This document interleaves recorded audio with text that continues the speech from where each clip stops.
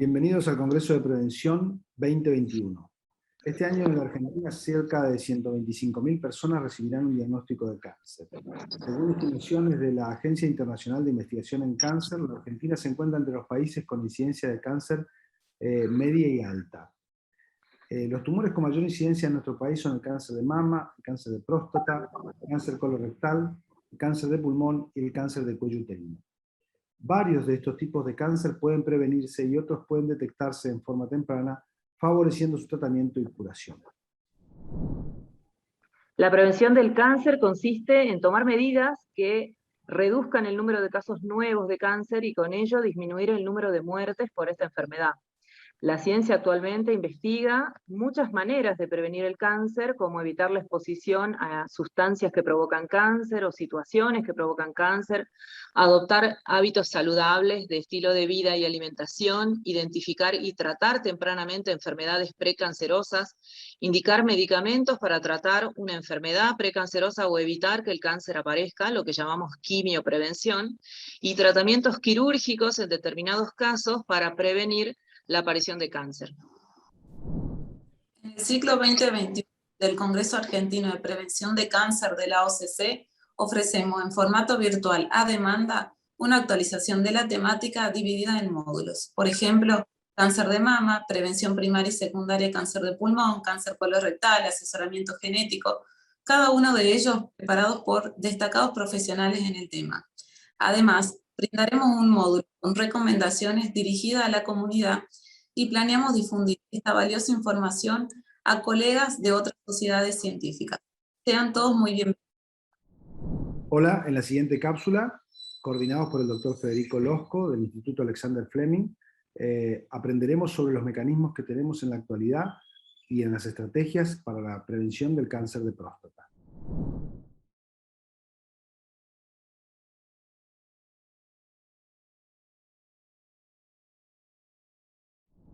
Hola, mi nombre es Federico Losco, soy oncólogo clínico y miembro de la comisión directiva de la Asociación Argentina de Oncología Clínica, y como parte de este Congreso Argentino de Prevención en Cáncer 2021, en esta oportunidad es un ciclo on demand, o sea que ustedes van a estar viendo estas charlas cuando quieran y puedan, y tantas veces como quieran.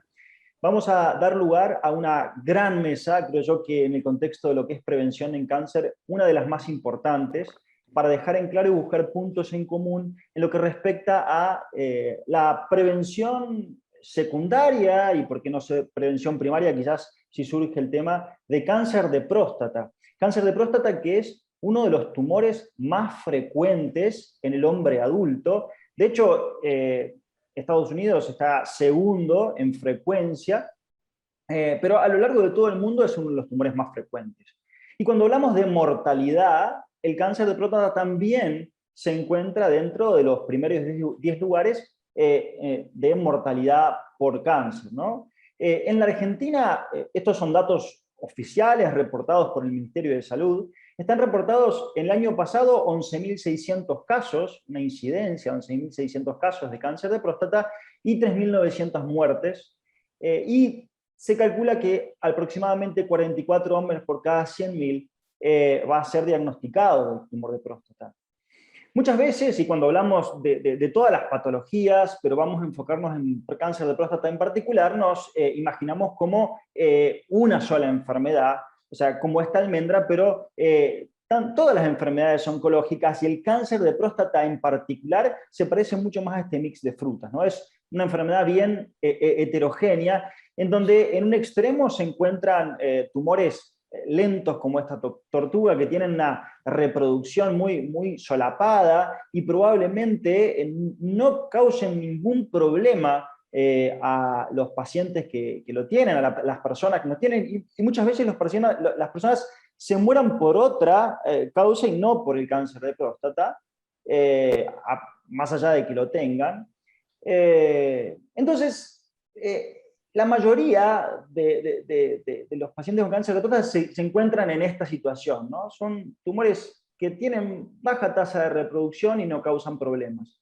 En el otro extremo hay un porcentaje de los pacientes que sí que tienen tumores significativos, que pueden producir problemas, y bueno, o sea, uno debería intervenir, y a eso va esas leyendas que están ahí abajo, quizás en lo que respecta a los tumores de la izquierda, no convendría ni siquiera diagnosticarlos, ¿no? O si lo diagnosticamos, la intervención podría ser inclusive vigilancia activa. Y en el otro extremo, tumores que tienen una tasa de reproducción alta y nosotros deberíamos intervenir. Justamente esta heterogeneidad, que está basada en algunos de estos puntos que figuran ahí, como el valor del PSA, el Gleason, la presencia de metástasis al diagnóstico, condiciones del paciente y otras, hacen que tengamos que preguntarnos cuán útil es diagnosticar de forma temprana los tumores. ¿Beneficia a los pacientes el screening en cáncer de próstata, intervenir con análisis de sangre como el PSA, con examen físico, con procedimientos diagnósticos? ¿Impacta en el beneficio de los pacientes? Y para esto es que nos encontramos hoy y tenemos, como les decía, ponentes de lujo, el doctor Juan Camián, que es médico especialista en urología, es staff de la unidad de urooncología del Instituto Alexander Fleming, en la ciudad de Buenos Aires, y la doctora Karin Kopitowski, ella es jefa de servicio de medicina familiar del Hospital Italiano de Buenos Aires y directora del Departamento de Investigación del Instituto Universitario del Hospital Italiano. Vamos a ver diferentes visiones e intentar buscar un punto en común, claramente, para brindar elementos a los agentes de salud y obviamente también a los pacientes para tomar una decisión correcta en lo que respecta a la prevención del cáncer de próstata. Juan, ¿querés comenzar? Bueno, antes que nada, gracias por la invitación. Creo que el tema es muy interesante. Como bien presentaste, trabajo en el equipo médico del Instituto Alexander Fleming, Servicio de Urología. Así que, si bien no tengo ningún conflicto de interés con la industria, la realidad es que trabajo en un instituto oncológico en el cual hacemos específicamente patología genitourinaria y con lo cual tratamos pacientes ya con diagnósticos, no solo los pacientes, sino familias, y eso seguramente en algún aspecto modifica el punto de vista que puedo llegar a tener con respecto a esta patología.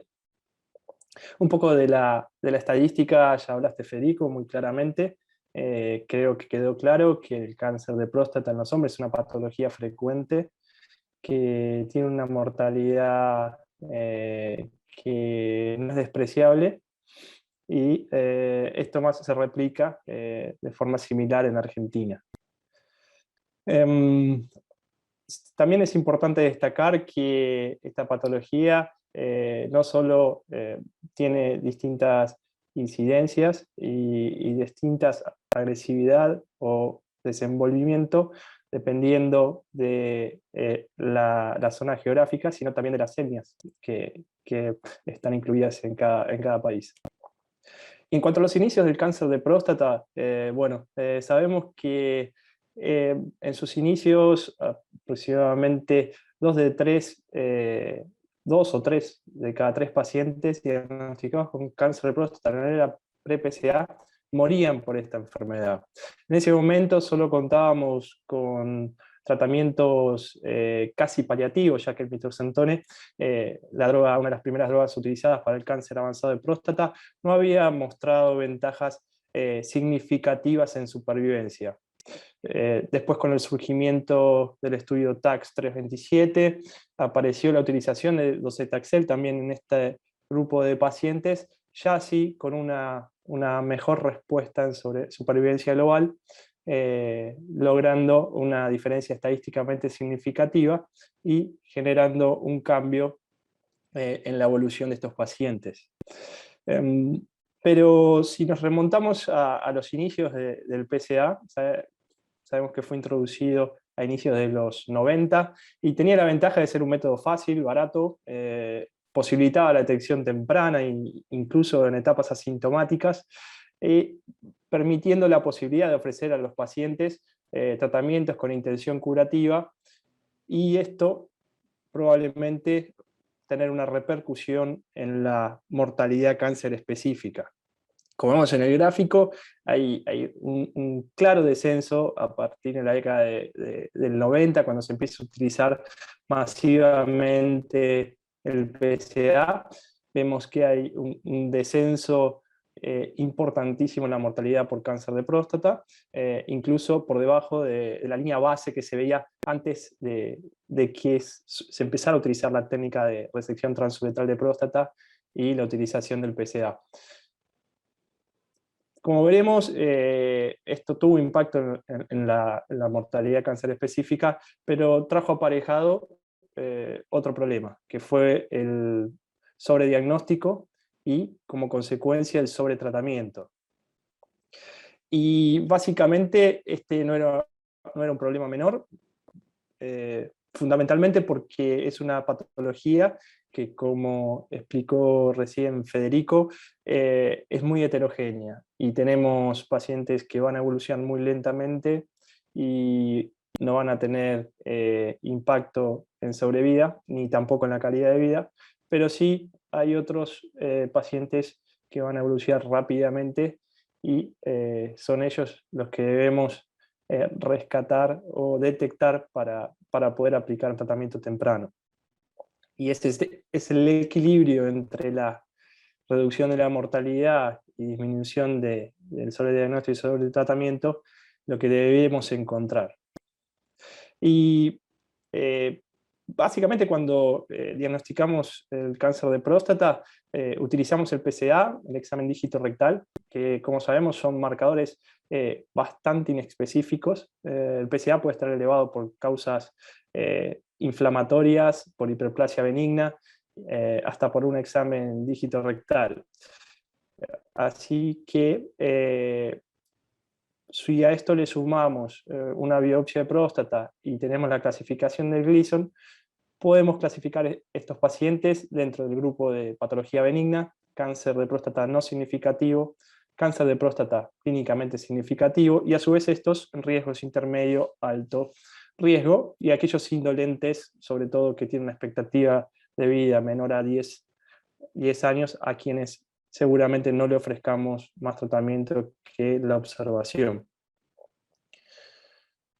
Y frente a esta situación de duda, de controversia que apareció con el PSA y el uso masivo del PSA, dos ensayos clínicos randomizados, multicéntricos, grandes, se desarrollaron. Uno fue el PLSO y otro fue en Europa el estudio europeo para el screening de cáncer de próstata. Con diferencias importantes, si bien con un mismo objetivo, pero diferencias importantes. Vemos que el PLSO no logró diferencias estadísticamente significativas en la mortalidad por cáncer de próstata, ni siquiera en la revisión a los 13 años de seguimiento. Distinta fue la situación en el estudio europeo, en donde sí observábamos una reducción en la mortalidad de cáncer por cáncer de próstata, estadísticamente significativa, si bien con un riesgo relativo de 0.8, un beneficio de 20%, pero vemos que los pacientes que más se beneficiaron dentro de este estudio fueron aquellos entre 55 y 59 años. En cuanto al PSLO, bueno, hay varias críticas con respecto a este estudio. Hasta un 44% de los pacientes tenían un PSA previo antes de ingresar al estudio. Hubo considerable contaminación del grupo control, un 40% en el primer año y hasta un 52% al sexto año. Y el grupo control, el 85%, al menos tuvo un PSA durante el sexto año de screening, con lo cual casi todos los pacientes del grupo control tuvieron por lo menos algún PSA durante el transcurso del estudio. El número necesario para hacer screening fueron altos en el estudio europeo, 1410, y también un número alto de número de casos necesarios a tratar, 48, para evitar una muerte por cáncer de próstata. Pero bueno, hasta este momento esta era la evidencia con la que contábamos, y la Task Force en 2012 recomienda dejar de utilizar el PSA para screening masivos de la población, con lo cual el PSA es expulsado, como SIDA en el 2006, y básicamente justificando o argumentando que la detección de pacientes asintomáticos era elevada, estos pacientes no progresaban o permanecían asintomáticos, con una muy pequeña reducción en la mortalidad, y los beneficios no superaban a los daños, haciendo bastante hincapié en los daños que producía el screening masivo de cáncer de próstata. Bueno, ¿quiénes son las Task Force? Es un comité de 16 voluntarios, básicamente dedicados a la prevención, a establecer estrategias de salud pública, fundamentalmente en las patologías más prevalentes, y está compuesto por distintos especialistas en distintas áreas, como puede ser medicina familiar, geriatría, medicina interna, pediatría, obstetricia, ginecología.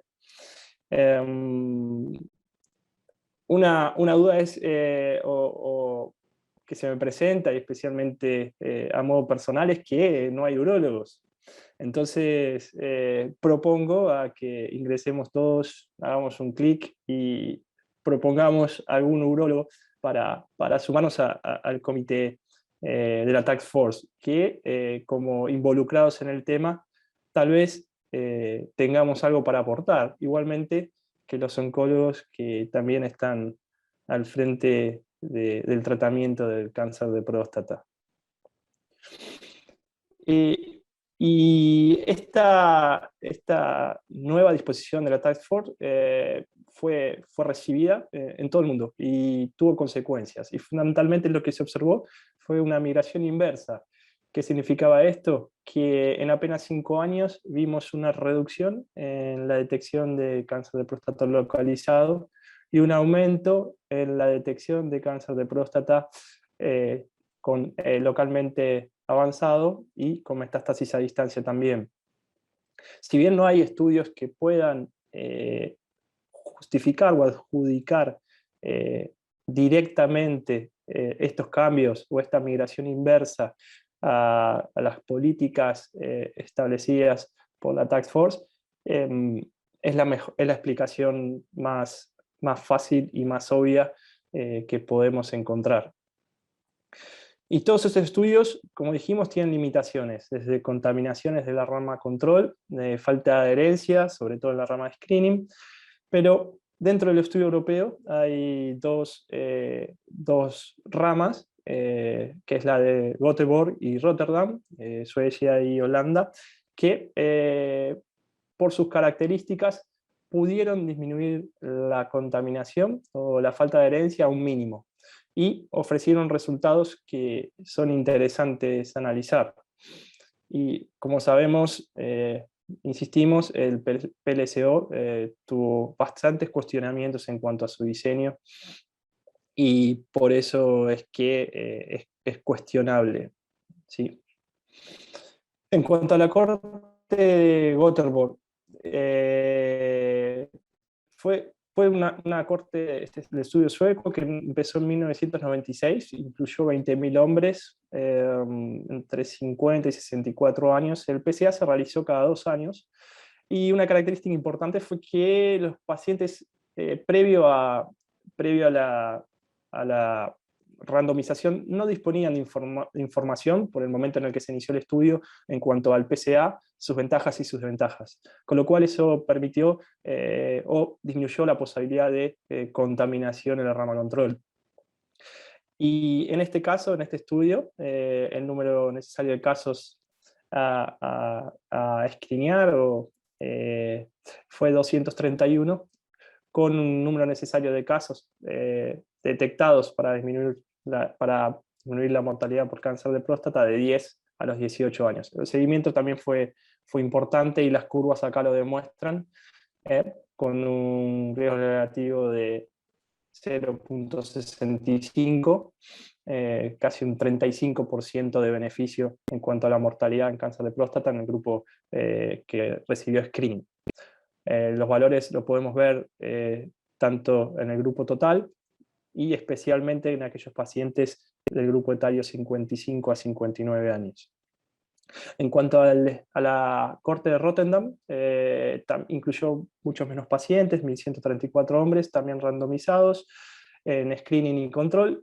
El seguimiento también, un seguimiento amplio de 19 años, con un muy bajo grado de contaminación, 1.8% a los 4 años, con también beneficios estadísticamente, beneficios, ¿no? En cuanto a la progresión de metástasis y en cuanto a la mortalidad de cáncer específica. Las ramas, como vemos, y en este estudio, en la mayoría, continúan separándose a medida que el seguimiento se extiende. Es una característica de todos estos estudios, con lo cual, cuanto mayor seguimiento, seguramente los resultados también son, o las diferencias son mayores. Y este es un estudio básicamente estadístico con análisis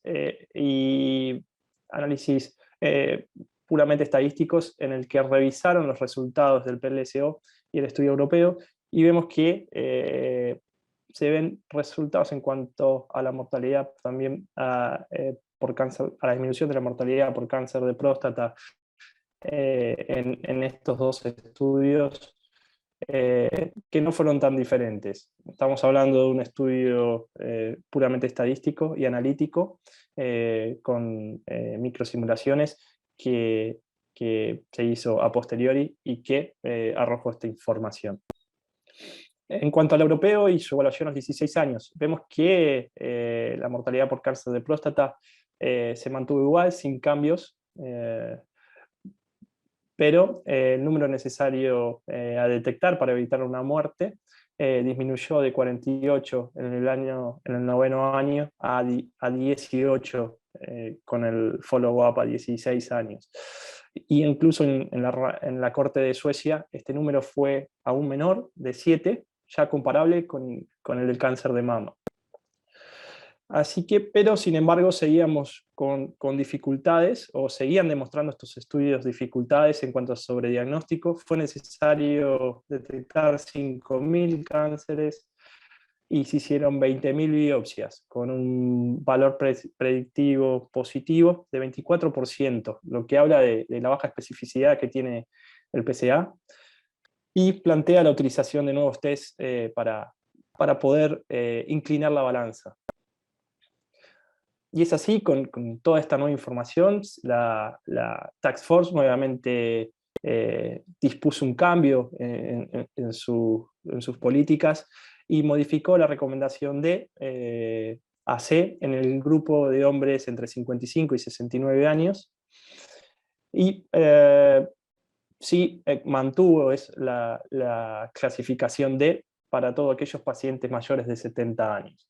Básicamente, por los daños potenciales que puede generar el screening, como falsos positivos, sobrediagnóstico, sobretratamiento y los daños relacionados al tratamiento, que en el cáncer de próstata en su mayor medida están relacionados con la incontinencia de orina y la disfunción eréctil.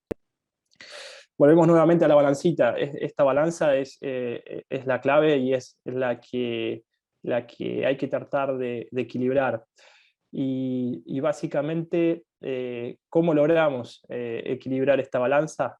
Bueno, en cuanto a los falsos positivos y sobrediagnósticos, hoy en día la estrategia es la detección temprana, adaptada al riesgo, y esto incluye realizar un análisis de la historia familiar de los pacientes, utilizar herramientas más específicas como el PSA Density, normogramas como el europeo y otros más validados que hay disponibles, los test genéticos, que cada vez hay más opciones en este rubro, que pueden modificar la toma de decisión, la resonancia multiparamétrica y las biopsias transperineales o transrectales, pero sobre todo las transperineales dirigidas. En cuanto al sobretratamiento, también hoy contamos con la vigilancia activa o la observación en aquellos pacientes también con menor expectativa de vida. Y en cuanto a los daños, que tanto se hincapié la Task Force para justificar sus recomendaciones, también ha habido una evolución importante. Hoy contamos con cirugías mínimamente invasivas, para las cuales se puede lograr una planificación prequirúrgica, permitir una preservación nerviosa correcta, rehabilitación precoz, y sobre todo abordar estos pacientes en centros de referencia. También ha evolucionado enormemente la radioterapia.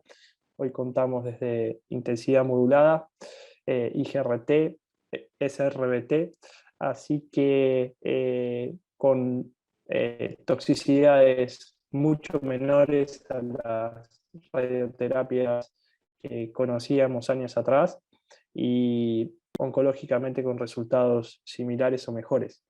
A eso también nuevas tecnologías que van surgiendo para tratamientos focales, ya sea crioterapia, HIFU, braquiterapia focalizada.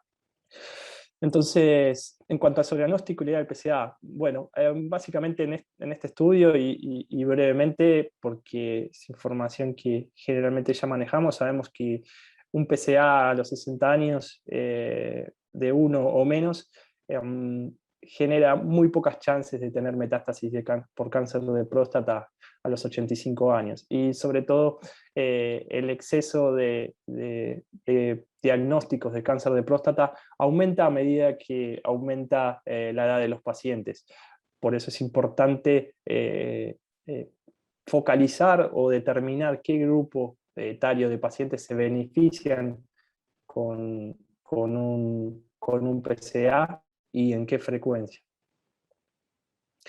En cuanto a los nuevos estudios moleculares y las historias familiares de los pacientes, bueno, sabemos que hay mutaciones germinales. El IMPACT Study demostró que aquellos pacientes que son BRCA1 y BRCA2, pero sobre todo los pacientes con BRCA2, tienen un riesgo aumentado de tener una enfermedad de riesgo intermedio o alto riesgo, y a su vez también esta relación se observa en cuanto al Gleason, ¿sí? Los pacientes con BRCA2 son más frecuentemente portadores de una enfermedad agresiva con Gleasons de 8 o más.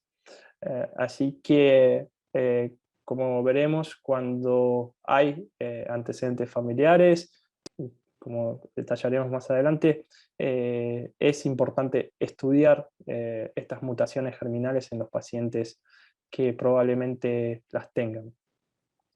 Pero para todo esto primero es necesario el consejo genético, ¿sí?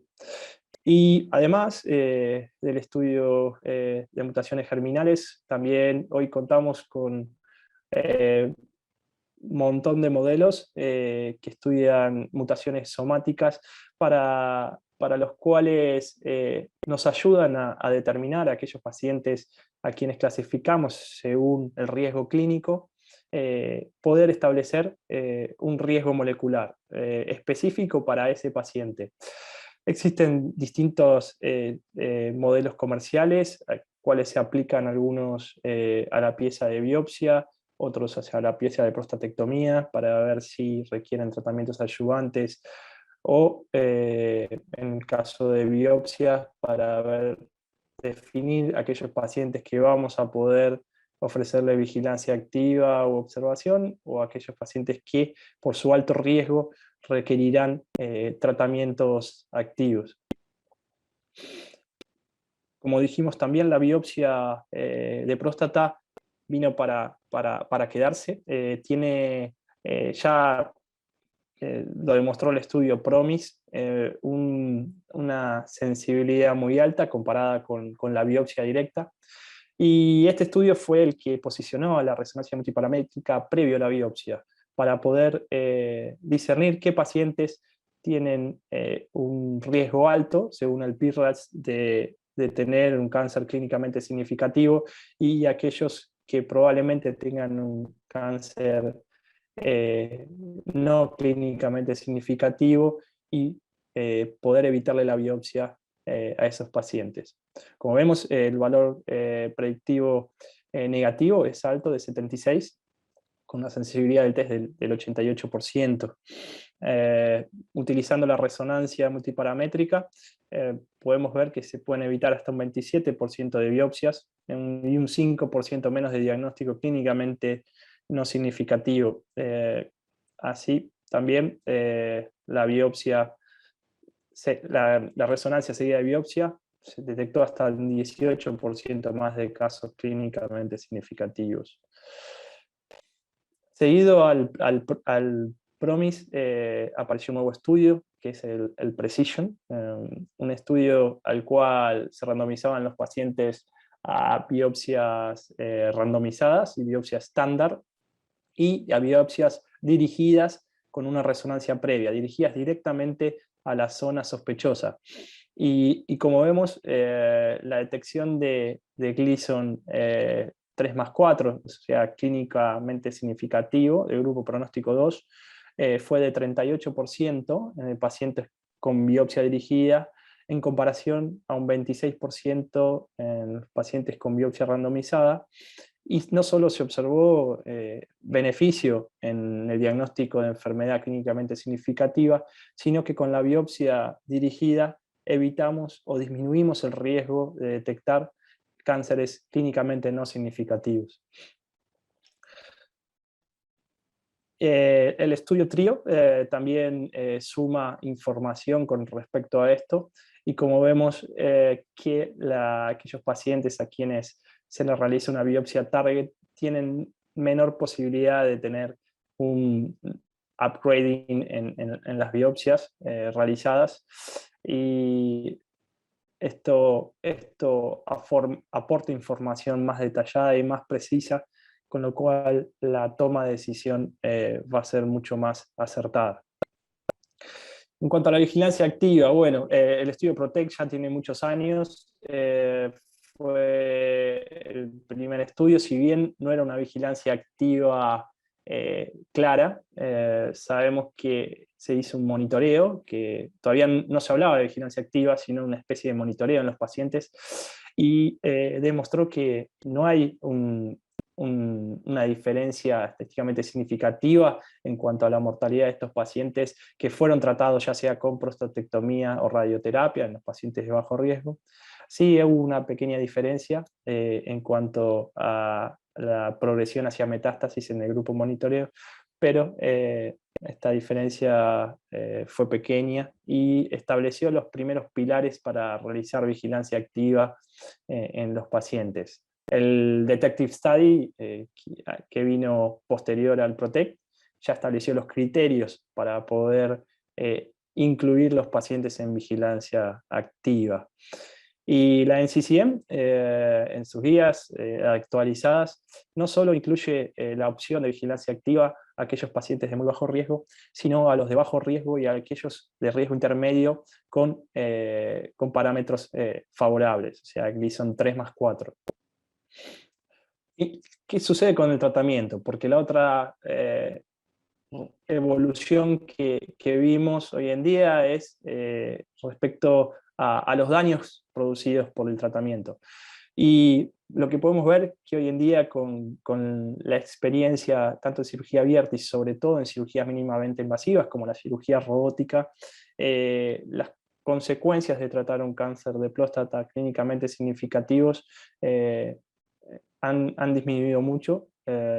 Este estudio demuestra valores de continencia a los 2 años del 95%, y en cuanto a la función eréctil, también hay resultados que muestran hasta un 55% de función eréctil en estos pacientes sometidos a cirugía.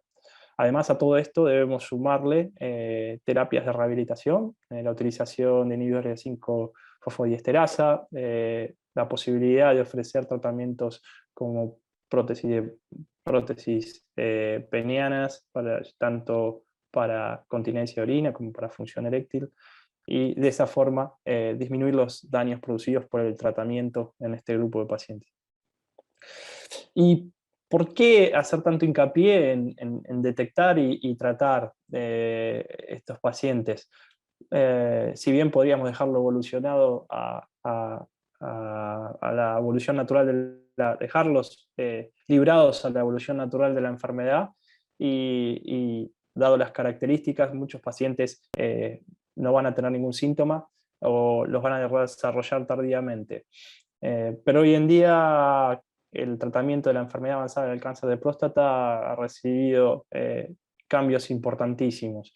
Ya no solo se utiliza la terapia de deprivación androgénica, que tenía toxicidad no despreciable, generalmente ya conocemos la sensación de malestar, fatiga, sofocos, afectación del ritmo evacuatorio, ginecomastia, aumento de peso, osteopenia, todos aquellos síntomas no menores relacionados con la deprivación androgénica, sino que hoy en día contamos con un arsenal de tratamiento extremadamente complejo para aquellos pacientes con cáncer de próstata avanzado, desde quimioterapia, como hablábamos al inicio del Taxel, fue la primera, pero después siguieron sumándose tratamientos con nuevas drogas quimioterapias, utilización de radioisótopos como el radium 223, hasta inmunoterapia, y los antiandrógenos de segunda generación, que sabemos que tienen toxicidad no despreciable y que todas estas drogas generan un alto impacto en la calidad de vida de los pacientes. Si bien todas prolongan la sobrevida en este grupo de pacientes y tienen su indicación precisa y son válidas, no es gratis llegar a este estadio de la enfermedad, con lo cual debemos tratar de evitarlo.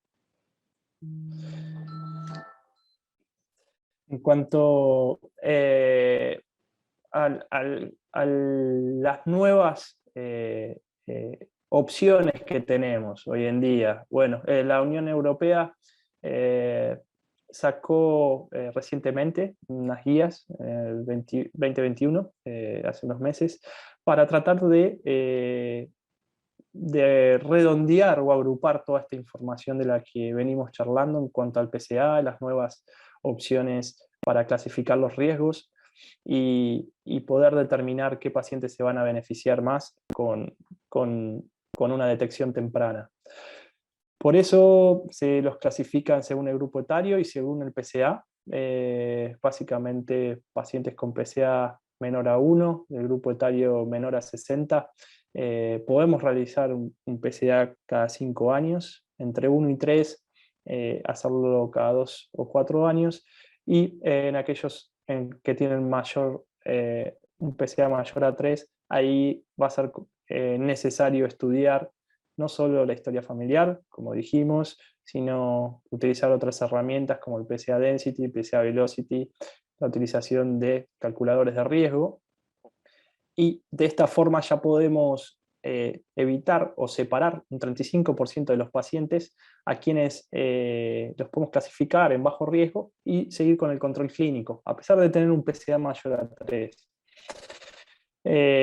Aquellos pacientes que, a pesar de la utilización de todas estas variables clínicas, siguen teniendo una clasificación de riesgo intermedio o alto, van a ser aproximadamente el 54%, es acá donde entra en juego la resonancia magnética y la clasificación PIRADS, para poder discriminar a aquellos pacientes que van a tener un PIRADS probablemente relacionado con una enfermedad de bajo riesgo, y poder continuar en control. Eso involucra a un 57% de los pacientes, y aquellos que tienen un PIRADS 4 o 5 y los cuales la sospecha de tener un cáncer de próstata clínicamente significativo y agresivo es alta, bueno, a esos pacientes deberíamos incluirlos en un tratamiento activo, y si no es así, poder ofrecerle vigilancia activa luego de la biopsia. En resumen, creo que hay unas reglas de oro que debemos respetar para poder tomar una decisión correcta frente a los pacientes, y principalmente es no realizar screening masivos, obtener el consentimiento de los pacientes con la información adecuada de cuáles son los beneficios y los daños y los riesgos de realizar el screening para cáncer de próstata. No realizar aquellos screening a aquellos pacientes que no se van a beneficiar, como vimos hay un grupo a quienes no es necesario. No realizar biopsias sin un motivo convincente. No tratar a aquellos que no se van a beneficiar, sobre todo pacientes con enfermedad de muy bajo riesgo o con expectativa de vida menor a 10 años. Y si es necesario tratar, hacerlo en centros de alto volumen que puedan ofrecer tratamientos de última generación, en los cuales los daños son mucho menores y se puede ofrecer rehabilitaciones prontas con mejores resultados clínicos. Muchas gracias. Bueno, buenos días o buenas tardes o buenas noches, porque como esto es on demand, no sé exactamente en qué momento me estarán escuchando, así que cuando quiera que sea, la verdad que es un honor para mí estar en esta mesa. Antes Juan decía que tenían que tocar el timbre de la US Preventive Services Task Force, y yo no toqué el timbre de la Asociación de Oncología y me abrieron la puerta, así que me parece que desde esa perspectiva es súper auspicioso juntar a los que están en la super especialidad y los que estamos muy cerca de los pacientes en principio sanos, a los que se les ofrece el tamizaje. También contarles que respecto de esta presentación no tengo conflictos de interés.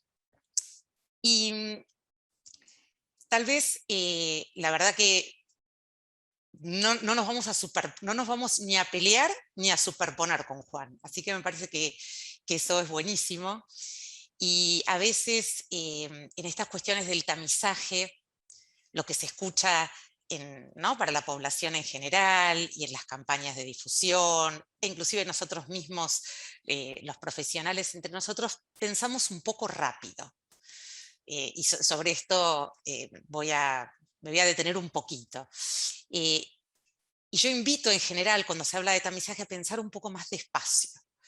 En este libro, Pensar rápido, pensar despacio, de un premio Nobel de Economía, que es un psicólogo, así que imagínense lo que es el libro, que es muy bueno.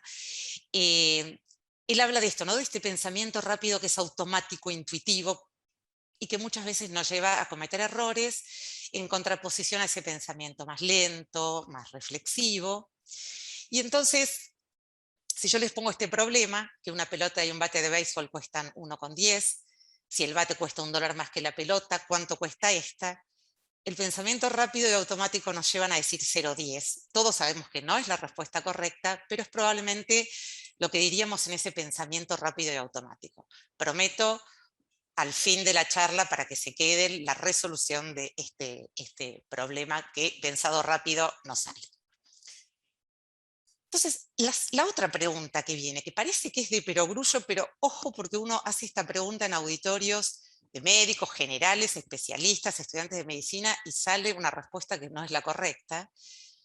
La pregunta de ¿para qué hacemos tamizaje o screening o pesquisa?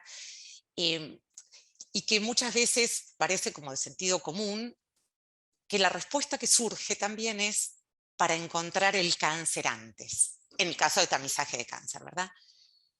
Y esa respuesta también, a veces rápida, automática, sin mucha reflexión, que por supuesto no es de lo que se estuvo hablando en esta charla hasta ahora, pero vale la pena detenernos en esto. ¿Para qué hacemos screening? Y el screening se hace para disminuir la mortalidad por la enfermedad. Parece una tontería lo que estoy diciendo, pero solemos tener esa forma automática de pensar que si diagnosticamos antes, parece tan intuitivo pensar que se va a disminuir la mortalidad que lo equiparamos, y ya la vida nos enseñó, y a los oncólogos les súper enseñó, que esto no siempre es así. Y voy a hacer una analogía, es probable que entre la gente que nos está escuchando cuando quiera que esto esté ocurriendo, por supuesto tengan esta idea, pero a veces nos cuesta explicar, y yo encontré esta analogía para explicar esta cuestión de por qué antes o más temprano no siempre es mejor. Y yo acá les pongo la analogía de la SubTV, de la línea de SubTV de subterráneos de la Ciudad de Buenos Aires. Sé que debe haber gente de todo el país, inclusive de afuera. Piensen en una línea de subterráneos, de trenes, en la ruta de un bus. Y supónganse que un pasajero se va a subir en esta estación, que es Tronador, y otro pasajero se va a subir en la estación Medrano. Y en la estación Uruguay va a haber un accidente en la que ambos van a morir. Los dos pasajeros se van a morir en el mismo momento, a la misma hora, y en un mismo lugar. Sin embargo, si yo hubiera puesto el reloj acá, yo diría el pasajero tardó más tiempo desde que se subió al subterráneo hasta que murió respecto del pasajero B. Y esta analogía tiene que ver con el uso de la tasa de sobrevida como medida de éxito del tamizaje de otras cosas. En este ejemplo que yo les estoy poniendo, no hay disminución de la mortalidad, las dos personas se mueren el mismo día, con la diferencia que una vivió más tiempo viajando, la analogía con el cáncer es vivió más tiempo con el diagnóstico, pero se terminó muriendo el mismo día. O sea que lo único que hicimos con el pasajero A es adelantarle el diagnóstico, pero no cambiarle la fecha de muerte. Por lo tanto, la forma correcta de medir el éxito de un tamizaje, ya Juan mostró muchísimo todos los estudios, los ensayos clínicos que han tratado de responder esta pregunta para el cáncer de próstata en particular, es mostrar la disminución de la mortalidad.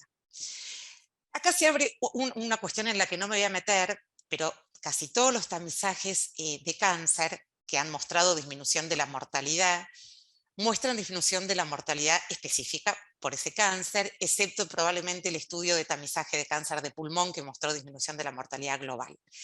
Y hay algún debate en el mundo acerca de si la mortalidad específica es el mejor, o sea, sin disminución de la mortalidad específica no podemos ni empezar a hablar. Pero algunos dicen, bueno, no habría que medir mortalidad global y eso hay ahí una puerta para un debate abierto. Y yo sé que en el auditorio hay oncólogos, así que voy a tener muchísimo cuidado con no meterme en camisa de 11 varas, pero en este estudio yo creo que Juan sacó la cita del estudio de Welch, que es un gran observador de estas cuestiones vinculadas con el cáncer, y básicamente tiro un poquito, él lo usó cuando a Zidane lo echaron, yo voy a usar el lenguaje futbolero, voy a tirar un poquito la pelota afuera, pero no hasta la tribuna, un poquito afuera. Entonces fíjense que en estas tendencias de incidencia y mortalidad, acá tenemos la enfermedad de Hodgkin, la leucemia mieloide crónica, el cáncer de pulmón, tenemos curvas diferentes. Por ejemplo, en la enfermedad de Hodgkin la tendencia secular es que la incidencia se mantiene más o menos estable y a lo largo de las décadas la mortalidad ha ido bajando suavemente, probablemente producto de mejores tratamientos, pero no ha aparecido nada extraordinario como sí pareciera haber ocurrido, y ustedes lo saben bien, con la leucemia mieloide crónica, que la incidencia se mantiene más o menos estable, pero acá tenemos un descenso de la mortalidad muy importante.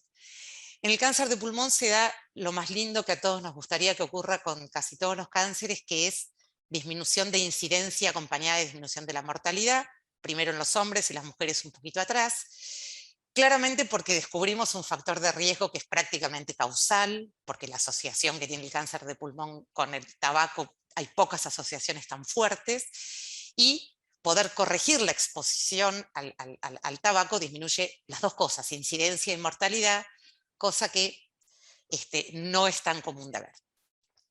Y acá tenemos cuando hacemos mucho lío, cuando salimos a hacer tamizaje, o no es que salimos a hacer tamizaje, pero por la profusión de estudios diagnósticos, se hacen muchos estudios, un poquito sin ton ni son, y tenemos el caso del cáncer de tiroides, en ese famoso estudio de Corea, cuando a los coreanos se les ocurrió salir a hacer ecografía de tiroides a todo el mundo, el cáncer de riñón, probablemente de la mano de la profusión de ecografías abdominales que pedimos, y la incidencia del melanoma probablemente de la mano de esta idea de hacer tamizaje sistemático de cáncer de piel. Y fíjense que en estos 3 cánceres ha habido un aumento importante de la incidencia, no acompañado de una disminución de la mortalidad. Lo que yo estoy queriendo decir, que no tiene nada que ver con la próstata, ahora, pero es poner estas ideas que Juan las expresó, pero a lo mejor yo celebro que le haya hablado muchísimo de próstata, primero porque sabe infinitamente más que yo probablemente de ese tema, sin lugar a dudas, y yo para poner en un contexto también más global de lo que es el fenómeno del sobrediagnóstico, todas estas personas a las que les dijimos que tenían cáncer de tiroides, de riñón o melanoma, y eso no fue acompañado de una disminución de la mortalidad, son personas a las que les dijimos que tenían cáncer, las tratamos para el cáncer y no logramos ningún beneficio, o sea, prácticamente fue todo daño. Pero el daño no es solamente para las personas a las que tratamos y sobretratamos porque la enfermedad no les hubiera causado ningún daño, sino que produce una profunda inequidad en el sistema. Ustedes piensen que si salimos a buscar cáncer de tiroides, cosa que está probada que no mueve la aguja de la mortalidad por esta enfermedad, toda esa gente a la que le diagnosticamos cáncer debe ser operada, y eso ocupa recursos de todo tipo. Están los cirujanos de cabeza y cuello operando tiroides, las camas o de los hospitales ocupadas por esto, los anestesistas, taponando el sistema y no dejándolo accesible para personas que lo necesitan. O sea que no solo dañamos a las personas a las que les hacemos sobrediagnóstico y sobretratamiento, sino que dañamos porque destinamos recursos que dejamos de destinar para personas que podrían beneficiarse.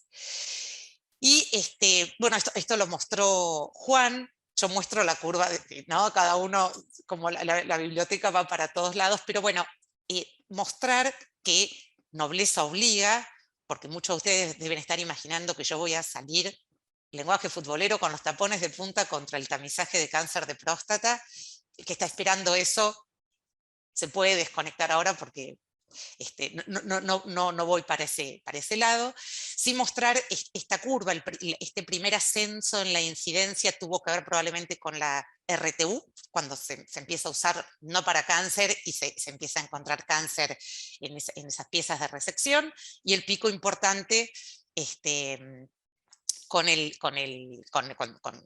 auge del PSA y una tendencia a disminuir de la incidencia, y acompañado de una disminución de la mortalidad, que probablemente, y porque hay sobrediagnóstico, ya lo dijo bien Juan, esa disminución de la mortalidad no es proporcional al aumento de la incidencia. Es decir, por supuesto que si hay aumento de la incidencia y todos esos cánceres estuvieran destinados a matar a las personas o metastatizar, la disminución de la mortalidad unos años después del aumento de la incidencia debería mantener cierta proporcionalidad. Pero Juan lo dijo muy bien, esto no ocurre cuando salimos a tamizar, encontramos, y también lo dijo Fede, encontramos tortugas.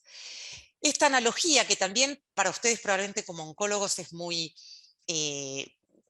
fácil de entender porque la ven todos los días, me parece que vale la pena repasar que no solo, y es un problema que la oncología va a tener que resolver, que usamos la palabra cáncer, ya no solo de próstata, que es esa ensalada de frutas que mostró Fede, ya la palabra cáncer la usamos para una cantidad de patologías que no tienen nada que ver entre sí, y de hecho hay algunos cánceres que hay propuesta de cambiarle la nomenclatura, porque tienen tan baja agresividad que llamarlo cáncer puede traer un problema. Entonces, los cánceres, acá tenemos la analogía de la granada, son esos cánceres tan, todos los conocemos, tan desastrosamente agresivos, que llegan al tamaño en el cual el cáncer causa la muerte de una manera abrupta, o sea que desde que se desarrollan hasta que causan la muerte no dan posibilidad casi de nada. Y ningún tamizaje está destinado a estos tumores, porque suelen ser o los cánceres del intervalo en aquellos cánceres que tienen tamizaje, o esos cánceres catastróficos. Después tenemos los osos. Los osos, desde que el cáncer se desarrolla, crecen un poco más lentamente. Acá sería el momento en el que el cáncer causaría síntomas, y acá es el momento en el que el cáncer causaría la muerte. Y la verdad que el tamizaje trata de apuntarle al oso, ¿no? que tiene un crecimiento relativamente lento, pero que es capaz de matar antes de que la muerte llegue por otra causa. Y después está la tortuguita, que camina tan lentamente que al paciente le llega la fecha de muerte y muere con el cáncer y no del cáncer. Y en muchos tamizajes, el tamizaje es muy efectivo en cazar tortugas, justamente porque son los cánceres menos agresivos, de lento crecimiento, y ahí está todo el fenómeno del sobrediagnóstico. ¿Por qué todos, y yo acá también voy a algo, porque en la previa de esto Fede dijo que quería después eventualmente dejar un mensaje para la comunidad? Creo que estamos inmersos, nuestros pacientes como legos y nosotros como profesionales, en unos, digamos, en unas frases o en un ambiente que es que la detección temprana siempre es buena, ¿no? Y yo siempre digo que la detección temprana, ya vimos la analogía del subte, la detección tiene que ser oportuna. Ni temprana, ni tarde, ni muy precoz, tiene que ser oportuna. Que no es lo mismo que temprano, porque a veces temprano es tan temprano que podemos hacer lío. Esta idea que más rastreo siempre es mejor, cuantos más estudios, ya inclusive Juan, en esta propuesta europea de tamizaje, viniendo digamos, de sus sociedades de especialistas, dice, más no es mejor. Ojo, hay que empezar a una edad, terminar a otra edad, hacerlo a intervalos que no nos metan en mucho lío, o sea que más no es siempre mejor y no es lo que se escucha en general.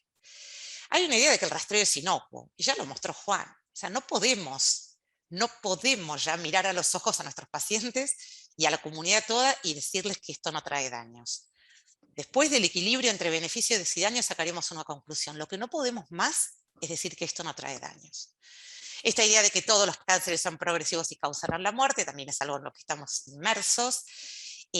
Bueno, usar el aumento de sobrevida como medida de éxito del tamizaje, que ya vimos que es incorrecto.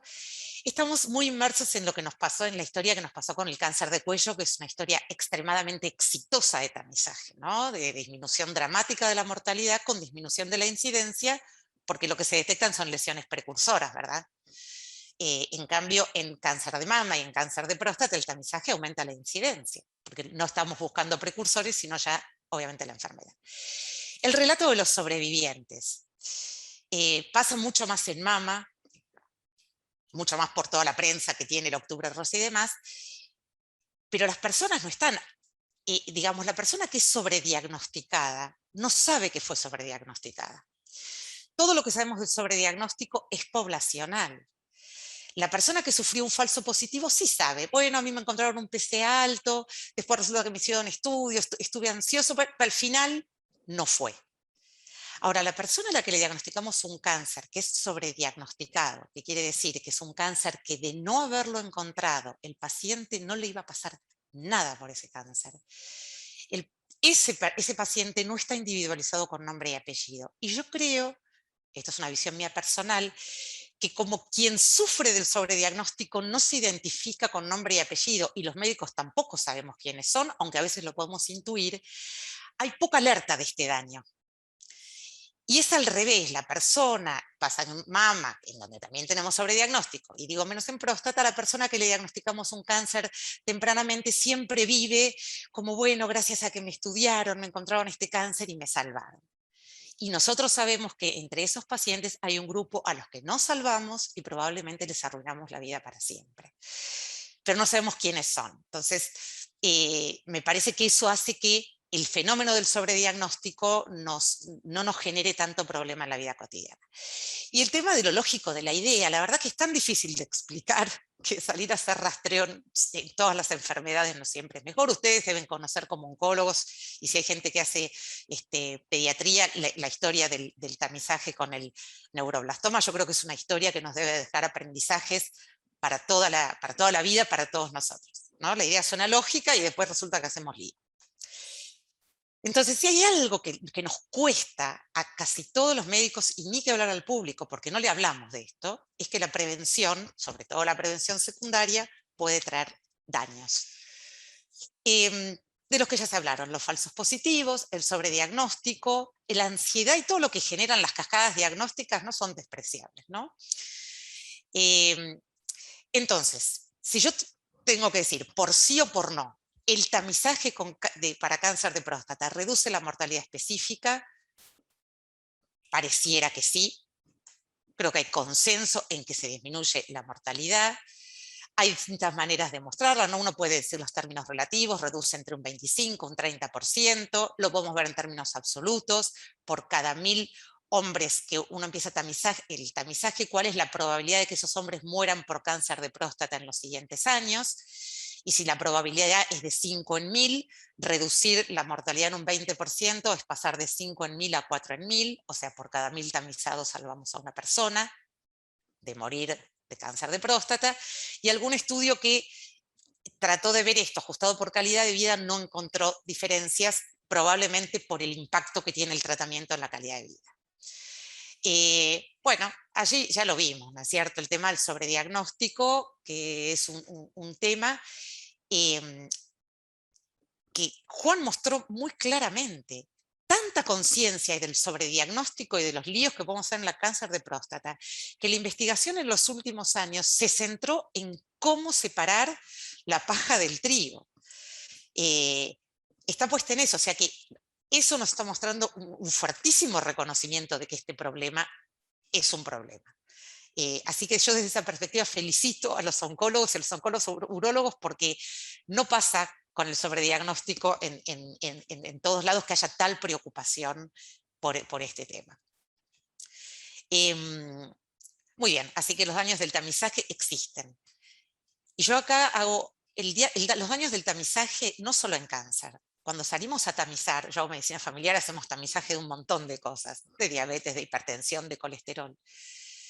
Todo puede traer daños, ¿no? Aparejados. Y muchas veces los médicos tendemos a sobreestimar los beneficios de nuestras intervenciones y a infravalorar los daños. De eso también hay bibliografía. Bueno, cosas que no me gustan y que me parece que tenemos que cambiar es el mensaje que le transmitimos a la comunidad. La detección precoz puede salvar tu vida. Bueno, disminuye la mortalidad específica. No sabemos si disminuye la mortalidad global. Yo sé que a veces en los eslogans uno manda cosas rápidas, pero lo que no podemos es decir cosas que son falacias.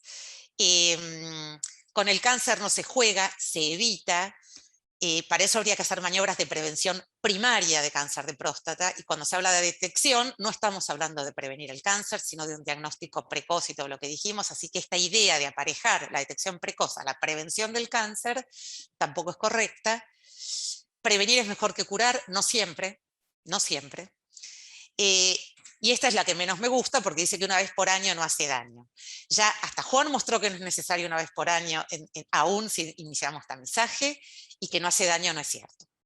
Entonces, me parece que lo que también tenemos que hacer es como, yo sé que hay como un temor. Nosotros en el hospital italiano, con la gente de gineco avanzamos muchísimo con el tema cáncer de mama, en acercar posiciones, y a veces hay un temor de decir, bueno, pero si lo contamos como es, la gente puede ser que no se haga tamizaje. Y ahí está el kit de la cuestión. ¿Cuál es nuestro objetivo? ¿Que la gente se haga tamizaje o que esté adecuadamente informada y decida de acuerdo a sus valores y preferencias? Y fíjense que inclusive en lo que mostró, en el algoritmo que mostró Juan, al principio de todo dice dos cosas. Dice informar riesgos y beneficios y consentimiento informado. Y es cierto que muchas veces, y Juan nombró una cantidad de tecnologías duras, ¿no? De fierros, como digo yo, genéticas, resonancia, técnicas quirúrgicas, de centros de excelencia como en los que trabajan ustedes. Yo les vengo a mostrar tecnologías blandas, pero que me parece que las tenemos que tener en cuenta. Y las tienen en cuenta muchas sociedades científicas del mundo, y me parece que el mismo hincapié que ponemos en los fierros, tenemos que ponerlo en las tecnologías blandas, y aprender de esto, porque se dice fácil explicar riesgos y beneficios. ¿Cuántos nos sentamos antes de pedir un PCA a contar a las personas todo lo que puede ocurrir? La probabilidad de salvarlo, la probabilidad del sobrediagnóstico, la probabilidad de esto, del otro, y darle la opción. Y están todas las guías. Y la Fuerza de Tareas Americana, que le vamos a decir que incluyan urólogos, que pone una recomendación C en la edad media de la vida. La recomendación C es abra una discusión con decisiones compartidas. Pero también lo dice las sociedades científicas como la American Cancer Society, pone material en el cual pone, bueno, ¿qué me recomienda la Sociedad de Cáncer Americana? Y ellos recomiendan que uno tenga la chance de tener una decisión informada. Entonces, este es el foco, para mí, desde mi perspectiva. Y con materiales, beneficios y riesgos de testearse con PCA, cuáles son los beneficios, e inclusive con estas herramientas que se llaman Decision Aids, que son herramientas gráficas para la toma de decisiones. Entonces, fíjense qué distinto es hacerte el PCA o una vez por año no causa daño, a sentarnos un rato. A lo mejor no lo tiene que hacer el ultra especialista, no sé cómo se organiza esto lo podemos discutir. Pero esto hay que hacerlo, porque si no, digamos, no estamos siendo transparentes con la población, y además no hay guía. Las guías pueden diferir en cuándo empezamos, cuándo terminamos. No hay guía internacional que no diga que no hay que hacer esto. A veces, en lenguaje futbolero, las guías dicen eso y parecen jueguitos para la tribuna, ¿verdad? Porque la guía es así de gorda y no hay ni un lugar de la guía donde diga cómo se hace esto, porque esto también es técnico, esto también se aprende. Cómo se transmiten los riesgos de manera balanceada, los beneficios de manera balanceada, y cómo se acompaña al paciente a tomar una decisión. Lo mismo para los daños, no voy a abundar en esto, y demás. Fíjense, ¿no?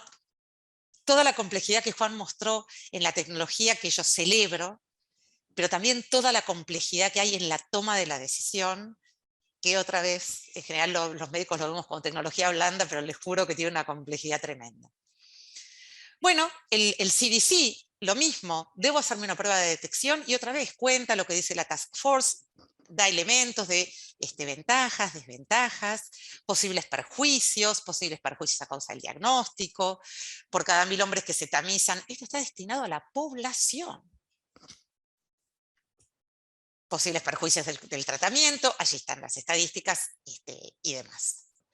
Bueno, yo les prometí que había que pensar despacio para el tema del bate y la pelota, así que yo, que soy pésima en matemática, le pedí a mi hijo que me resolviera la ecuación, y ahí está la resolución. Si el precio de la pelota es X, el precio del bate es X más 1, porque era $1 más que la pelota, y acá hay que despejar X, hay que recordar, despejar X, agarrar los libros de matemática del secundario, y la pelota cuesta 5 centavos. Así que no era lo que parecía pensando rápido. Lo mismo nos pasa con tamizaje.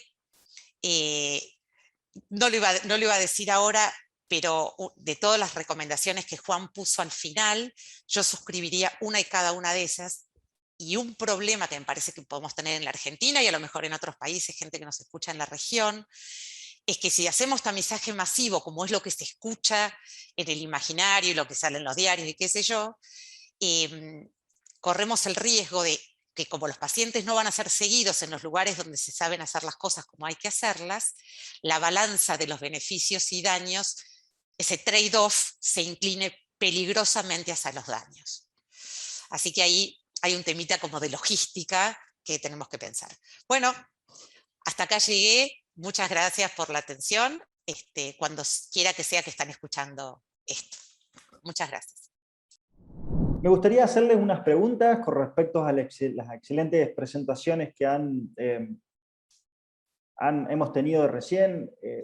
Justamente me parece que podemos encontrar un punto en común, y justamente el objetivo es, como médicos, tener herramientas para abordar este tema, y como pacientes poder aclarar un poco esta situación, ¿no? O sea, tener bien claras estas cosas.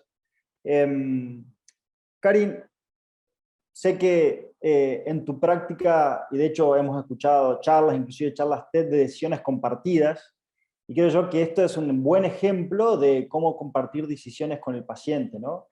En tu experiencia, ¿nos podrías dar, claro que esto da para mucho, pero nos podrías dar ciertas herramientas como médicos asistenciales, tanto médicos de atención primaria o especialistas, justamente para en la consulta poder compartir estas decisiones estamos hablando de tamizaje en cáncer de próstata particularmente, ¿no?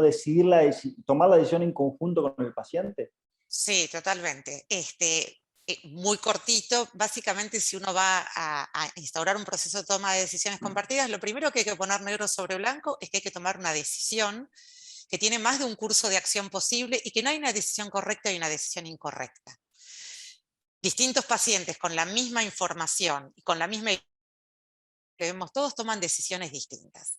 Entonces, poner negro sobre blanco, que es una elección. Salir de la cosa del mandato, te tenés que hacer. Decirle, está la posibilidad de hacer tamizaje, está la posibilidad de que no lo hagamos, y ahí tratar de mostrar lo más claramente posible las ventajas y desventajas. Para eso hay que entrenarse un poquito, porque todos tenemos nuestro corazoncito, a lo mejor, tratar de mostrar de manera balanceada los beneficios y los daños de cada curso de acción. Nunca es una urgencia hacer tamizaje, es decir, que esto se puede retomar en una siguiente consulta. El paciente se puede ir con material y consultarlo con gente de su confianza, en su entorno.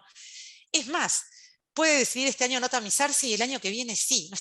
¿No? Puede cambiar de opinión por algo que pasó, porque un familiar fallece de cáncer y demás. Entonces, receta de cocina. Hay que tomar una decisión. No hay una decisión correcta o incorrecta. Hay una decisión a medida de cada paciente. Explicar lo mejor que se puede de manera balanceada, ventajas y desventajas de cada curso de acción. Tratar de indagar qué es importante para los pacientes. Hay pacientes que dicen, yo haría cualquier cosa para evitar, si puedo bajar un cachito así la muerte por cáncer de próstata, procedamos.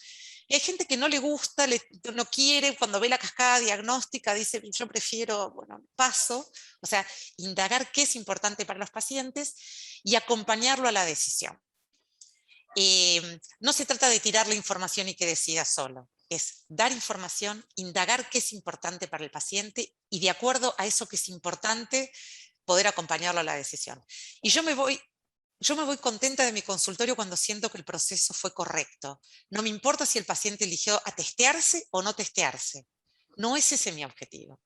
Mi objetivo es que el paciente tome una decisión y cuando yo siento que entendió la información y decidió acorde a sus valores y preferencias, eso es lo que a mí me da satisfacción.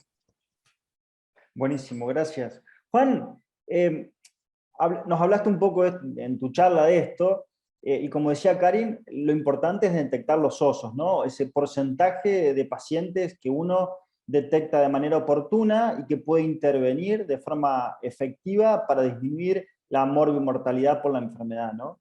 ¿Te parece que hay tecnologías o técnicas que puedan servirnos y que sean accesibles a la población que lo necesita para detectar de manera oportuna los tumores significativos a los osos del cáncer de próstata?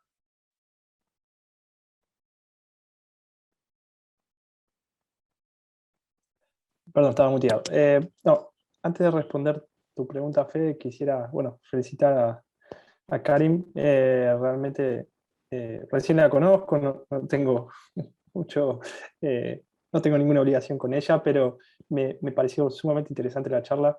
Creo que los médicos de familia o los médicos de atención primaria son los que realmente pueden generar cambios en la salud pública, ¿sí? Nosotros como especialistas, Fede, vos, yo, nos quedamos con un grupo muy pequeño de pacientes a los que le modificamos o le generamos un cambio, positivo generalmente, pero es un grupo muy pequeño. Y creo que tenemos una deuda muy importante en este país y tal vez en general en cuanto a atención primaria, a información correcta, y habla de la calidad de medicina que tenemos en general.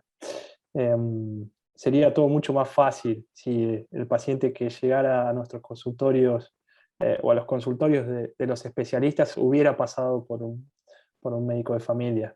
Probablemente tendríamos mucho más trabajo, pero sería mucho menos trabajo, pero sería un trabajo que seguramente estaría bien direccionado y seguramente tendría un impacto mayor. A pesar de tener un número menor, tendría un impacto mucho mayor en la calidad de vida y sobre todo en la población, porque los recursos son limitados, por más que estemos en una práctica privada, los recursos son muy limitados y hoy en día, sobre todo el cáncer, destina una cantidad de fondos descomunales y a veces, como explicaba bien Karim, no siempre podemos estar seguros en el 100% de que ese destinamiento de esa cantidad enorme de recursos está justificado.